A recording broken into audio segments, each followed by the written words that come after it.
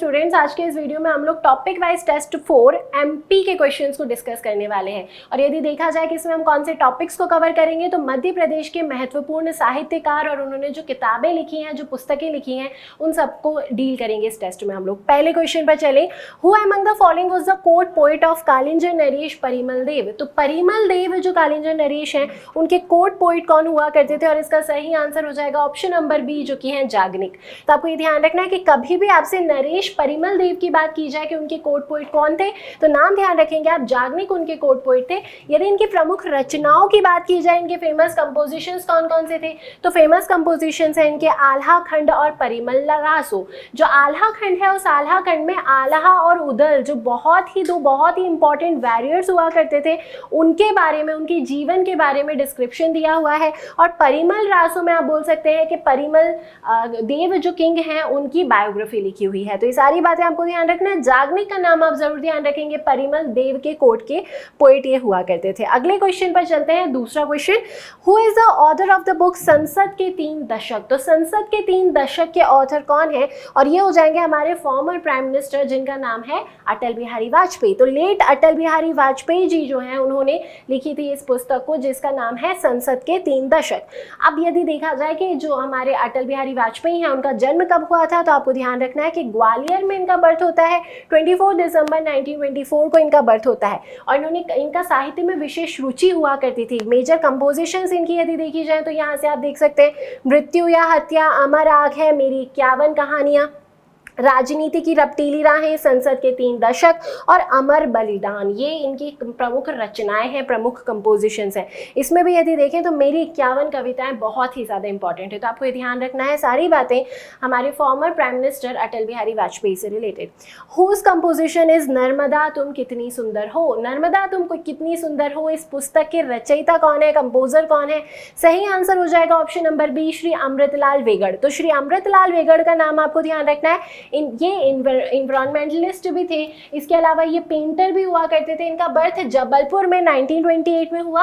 आपको ध्यान देना है कि इनकी फेमस कंपोजिशंस हैं तीरे तीरे नर्मदा, सौंदर्य की देवी नर्मदा, अमृतस्य नर्मदा और नर्मदा तुम कितनी सुंदर हो। इन्होंने अपनी लाइफ टाइम में पूरी जो जीवन है इनका, इस जीवन में इन्होंने 2 बार नर्मदा नदी की पद यात्रा करी, मतलब पैदल चलकर यात्रा करी, और उस यात्रा के दौरान इन्होंने ये दोनों ही पुस्तकों को लिखा था। तो आप ध्यान रखेंगे नर्मदा तुम कितनी सुंदर हो किसकी रचना है, अमृतलाल वेगड़ का आपको नाम ध्यान रखना है। और इसके लिए इन्हें 2004 में साहित्य अकेडमी अवार्ड भी मिला है।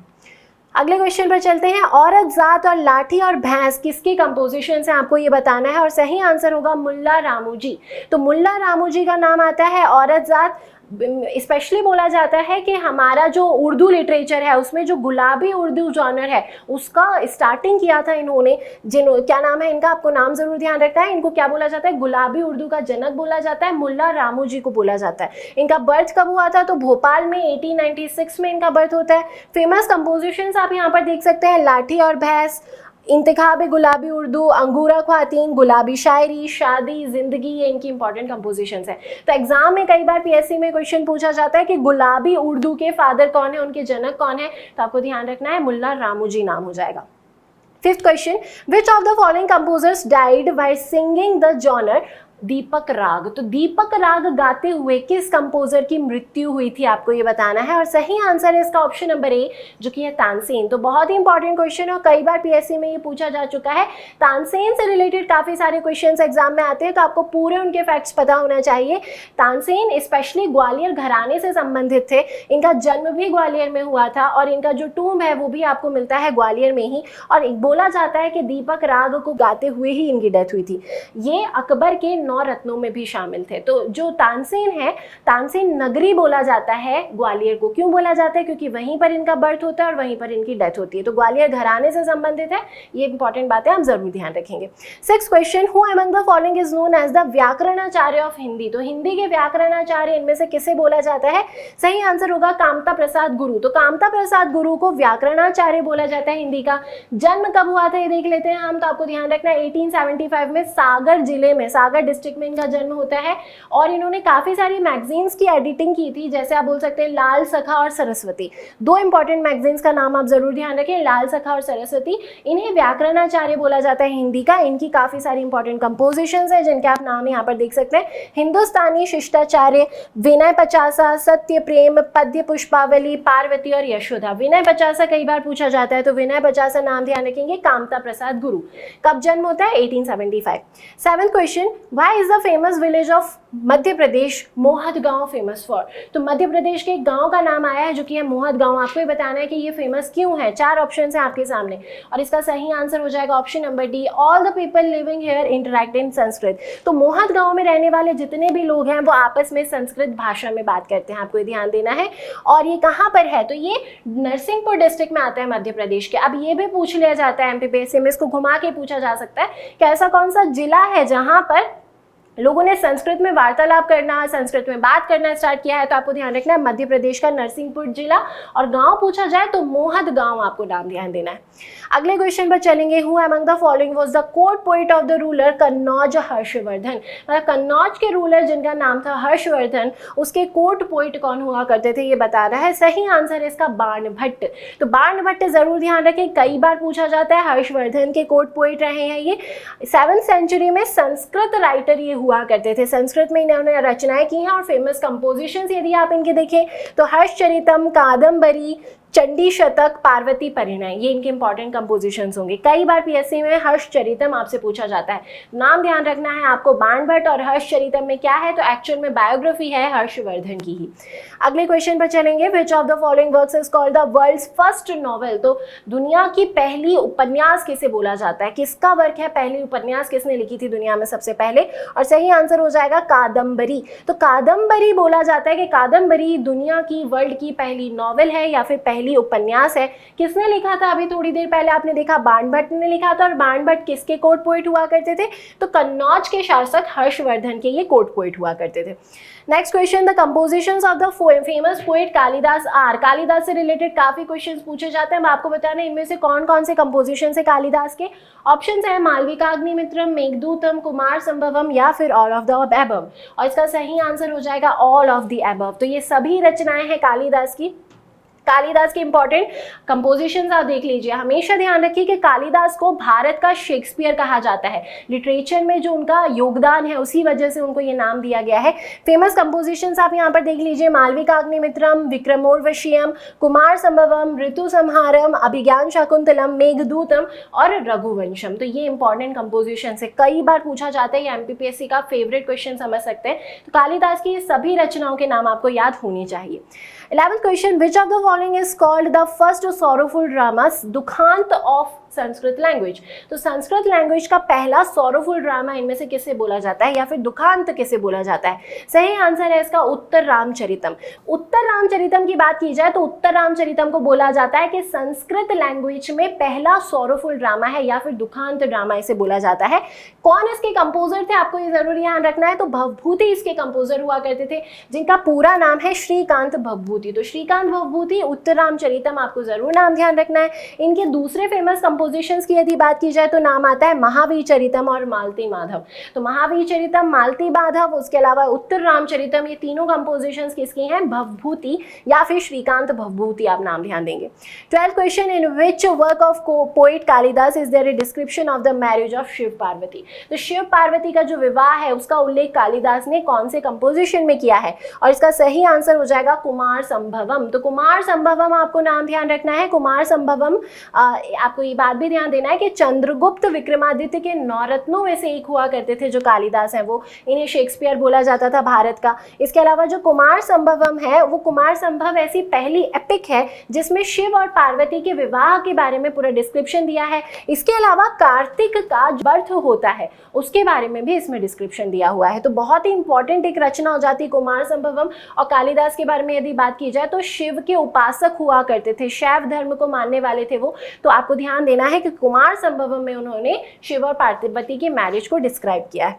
Which of the following is the compositions of Raja Bhoj? Raja Bhoj की बात हो रही है, कौन सा कंपोजिशन है उनका? सही आंसर हो जाएगा तत्व प्रकाश। राजा भोज के बारे में यदि बात की जाए तो राजा भोज कौन सी डायनेस्टी से बिलोंग करते थे? आपको ध्यान रखना है परमार डायनेस्टी से बिलोंग करते थे, क्योंकि ये क्वेश्चन भी कई बार पीएससी में आ चुका है। बहुत ही प्रतापी शासक हुआ करते थे, कि स्कॉलर थे, पोएट थे और फिलोसोफर ये हुआ करते थे। लिटरेचर में इनका काफी महत्वपूर्ण योगदान है, क्योंकि काफी साहित्य की रचना इन्होंने की है। फेमस कंपोजिशंस की यदि बात की जाए तो फेमस कंपोजिशन होंगे सरस्वती कंठाभरण, श्रृंगार मंजरी, चंपू रामायण, चारु चर्चा और तत्व प्रकाश। तो ये इनके इंपॉर्टेंट कंपोजिशंस हो जाएंगे। कहाँ से ये शासन किया करते थे? परमार डायनेस्टी तो थी, लेकिन ये शासन किया करते थे धारा नगरी से, और जो धारा नगरी है धार, वो मालवा का कैपिटल हुआ करता था 8th सेंचुरी के टाइम पीरियड में। तो ये सारी बातें आपको ध्यान रखना है राजा भोज से रिलेटेड। नेक्स्ट क्वेश्चन पर चलते हैं। 14 question, which of the following great poets was the court poet of Yashovarman the ruler of Kannauj? तो कन्नौज के शासक यशोवर्मन के कोर्ट पोइट कौन हुआ करते थे? सही आंसर इसका ऑप्शन नंबर ए भवभूति, जिनका पूरा नाम अभी थोड़ी देर पहले हमने देखा था, जो कि है श्रीकांत भवभूति। तो श्रीकांत भवभूति आपको ध्यान रखना है किसके कोर्ट पोइट हुआ करते थे? ये यशोवर्मन के कोर्ट पोइट हुआ करते थे, जो कन्नौज के शासक हैं। इन्हें एंशिएंट इंडिया का मिल्टन भी कहा जाता है। तो ये उपाधि इन्हें क्यों दी गई? इनकी फेमस कंपोजिशंस की वजह से। उन फेमस कंपोजिशंस के नाम आप देख लीजिए, मालती माधव, महावीर चरितम, उत्तर रामचरितम। तो मालती माधव और उत्तर रामचरितम ये कई बार पीएससी में पूछा जाता है, आपको नाम ध्यान रखना है भवभूति का। भवभूति का भी नाम आए तो यशोवर्मन का नाम आपको ध्यान देना है। नेक्स्ट क्वेश्चन पर चलते हैं। The meditation site of the great poet Bhartruhari was which of the following? तो भर्तहरि का साधना स्थल कौन सा था इनमें से? सही आंसर है इसका ऑप्शन नंबर बी, जो कि है उज्जैन। तो उज्जैन में मेडिटेशन साइट या फिर साधना स्थल बोला जाता है भर्तहरि का। भर्तहरि के बारे में यदि आप देखें तो ये बड़े भाई हुआ करते थे उज्जैन के शासक, जिनका नाम है विक्रमादित्य। तो उज्जैन के शासक विक्रमादित्य के बड़े भाई हुआ करते थे भर्तहरि, और वहीं पर इनका समाधि स्थल भी आपको मिलता है। तो कभी भी इनका नाम आए तो आपको उज्जैन का नाम जरूर ध्यान देना है। भर्तहरि की जो गुफाएं हैं वो गढ़कालिका मंदिर के पास में स्थित हैं, और ये गुफाएं भी आपको कहाँ पर मिलती हैं? तो ये गुफाएं भी आपको उज्जैन में ही मिलती हैं। इनकी मेजर कंपोजिशंस आप यहाँ से देख सकते हैं, जो कि है वाक्य प्रदय, उसके अलावा त्रिशतक में आती है आपकी नीति शतक, श्रृंगार शतक और वैराग्य शतक। इसके अलावा मीमांसा, सूत्रावती और सरिस्ता, ये सब इनकी मेजर कंपोजिशंस हैं। तो भर्तहरि नाम ध्यान देंगे आप, उज्जैनी या फिर उज्जैन से संबंधित है ये। 16 question, of the following the author of the composition पुष्प की अभिलाषा इज? तो पुष्प की अभिलाषा, आपने कई बार इस कविता का नाम सुना होगा। इस कंपोजिशन के ऑथर कौन है आपको ये बताना है। सही आंसर है पंडित माखनलाल चतुर्वेदी। तो पंडित माखनलाल चतुर्वेदी जो बिलोंग करते हैं मध्य प्रदेश से ही, उनकी एक ये बहुत ही फेमस कंपोजिशन है जिसका नाम है पुष्प की अभिलाषा। इन्हें एक भारतीय आत्मा भी बोला जाता था। तो जो माखनलाल चतुर्वेदी हैं, इन्हें ये उपाधि दी गई थी एक भारतीय आत्मा की। मेजर कंपोजिशंस और आप इनके देख लीजिए, जो कि है हिम कीर्तनी, हिम तरंगिनी, समर्पण, माता, समय के पाव, पुष्प की अभिलाषा, उठ महान, मरण ज्वर, धूम्रावलय, युग चरण और साहित्य देवता। तो ये सभी मेजर कंपोजिशन है। इनमें सबसे ज्यादा इंपॉर्टेंट आपकी ये हो जाती है हिम तरंगिनी, हिम कीर्तनी, इसके अलावा पुष्प की अभिलाषा। तो स्पेशली इन तीनों के नाम आप जरूर ध्यान रखें, मध्य प्रदेश से ही बिलोंग करते हैं माखनलाल चतुर्वेदी जी। 17 क्वेश्चन, चांद का मुंह टेढ़ा किसकी कंपोजिशन है? ये कई बार पीएससी में पूछा जा चुका है और इसका सही आंसर है गजानन माधव मुक्तिबोध। तो गजानन माधव मुक्तिबोध बहुत ही फेमस राइटर हैं। चांद का मुंह टेढ़ा, हिंदी लिटरेचर में इन्होंने काफी कुछ साहित्य की रचना की है। कहां पर इनका बर्थ हुआ था? तो आपको ध्यान देना है 13 नवंबर 1917 को श्योपुर डिस्ट्रिक्ट मध्य प्रदेश की जो है वहां पर इनका जन्म होता है। और बोला जाता है कि प्रोग्रेसिव पोइट्री और मॉडर्न पोइट्री के बीच में एक ब्रिज की तरह इन्होंने काम किया है।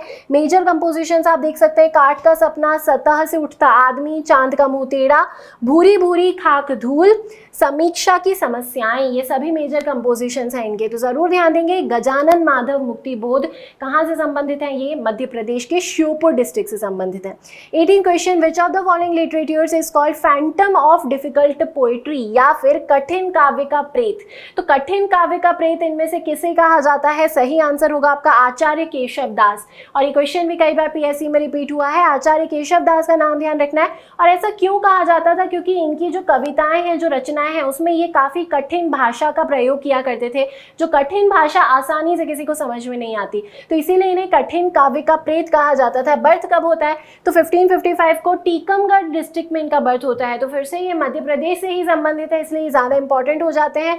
इन्हें रीति काल का कवि भी बोला जाता है और फैंटम ऑफ डिफिकल्ट पोइट्री या फिर आप बोल सकते हैं कठिन काव्य का प्रेत। क्या क्या इनके मेजर कंपोजिशंस हैं तो रसिक प्रिया, कवि प्रिया, रामचंद्रिका, विज्ञान गीता, रत्न बावनी, ये सभी इनके मेजर कंपोजिशंस हैं। तो ये क्वेश्चन कई बार आता है। रीति काल के कवि जो कि कठिन काव्य के प्रेत हैं वो कौन है, तो आपको आचार्य केशव दास का नाम ध्यान देना है। 19th क्वेश्चन, वेयर वॉज कवि पद्माकर जी बॉर्न। तो कवि पद्माकर जी का जन्म कहाँ पर हुआ था, सागर डिस्ट्रिक्ट में इनका जन्म होता है। फिर से एक और इंपॉर्टेंट पर्सनालिटी आपने देखी, कब होता है तो 1753 आपको ध्यान रखना है कवि पद्माकर जी का नाम, और इन्हें last best representative poet of रीति काल कहा जाता है। तो ये फिर से ये कौन सी काल से बिलोंग करते हैं, तो ये भी रीति काल से ही बिलोंग करते हैं। और इन्होंने दौलत राव सिंधिया जी जो ग्वालियर के हैं उनका बोल सकते हैं पैट्रोनाइजेशन इनको मिला हुआ था, उनका आप बोल सकते हैं कि सपोर्ट इन्हें मिला हुआ था। तो जरूर नाम ध्यान रखेंगे आप कवि पद्माकर जी का। मेजर कंपोजिशंस यदि देखें तो गंगा लहरी, प्रबोध पचासा, राम रसायन, प्रबोध चंद्रोदय और प्रताप विरोधावली, ये सब इनके मेजर कंपोजिशंस हैं। Next question, who is the composer of Dinkar की उर्वशी। दिनकर की उर्वशी के रचयिता कौन है, प्रोफेसर नंद दुलारे वाजपेयी का नाम आपको ध्यान देना है। बर्थ कब होता है इनका तो 4 सितंबर 1906 को इनका बर्थ होता है। उत्तर प्रदेश का जो उन्नाव डिस्ट्रिक्ट है वहाँ पर इनका बर्थ होता है।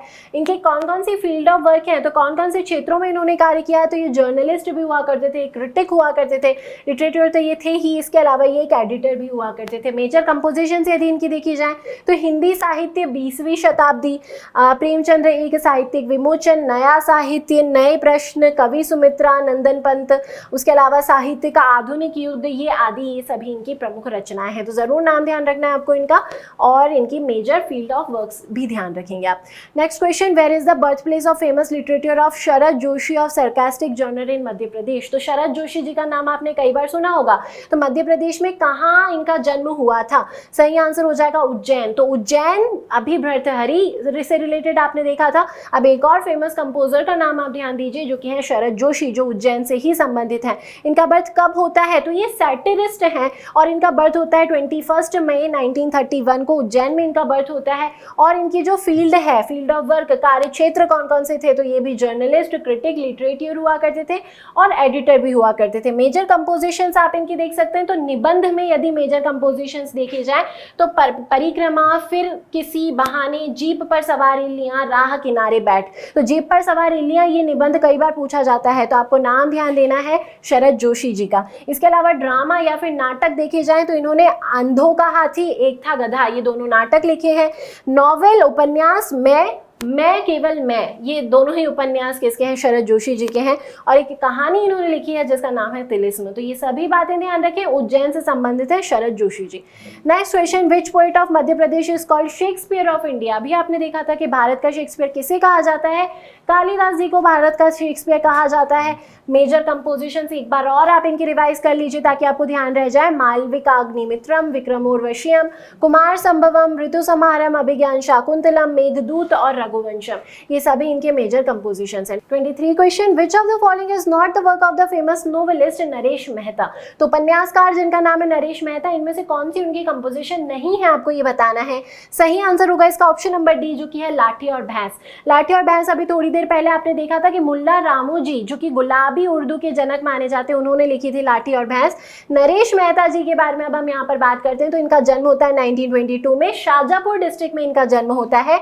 और इनकी एक मैगजीन हुआ करती थी जिसका नाम है कृति, और एक हिंदी डेली न्यूज़पेपर इन्होंने एडिट किया था जो कि है चैत संसार। तो चैत संसार और कृति, इनकी दो प्रमुख आपको कंपोजिशंस याद रखना है। इसके अलावा आपको ये भी ध्यान देना है कि इन्हें ज्ञानपीठ अवार्ड मिलता है 1992 में, ज्ञानपीठ अवार्ड से भी नवाजे गए थे ये।